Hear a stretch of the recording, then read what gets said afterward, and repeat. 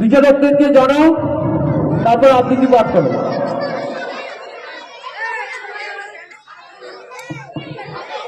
নমস্কার, আমার নাম শরীফা শেখ।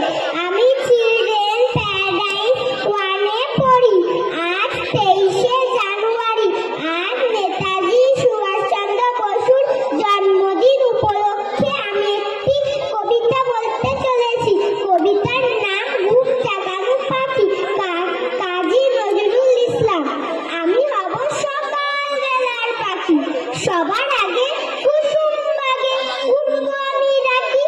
সূর্যি মামা জাগার আগে উঠবো আমি জেগে।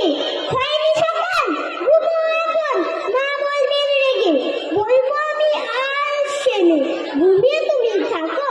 হয়নি সকাল, তাই বলে কি সকাল হবে না গো? আমরা যদি না জাগি মা, কেমনে সকাল হবে? তোমার ছেলে উঠলে গো মা, রাত হবে কবে?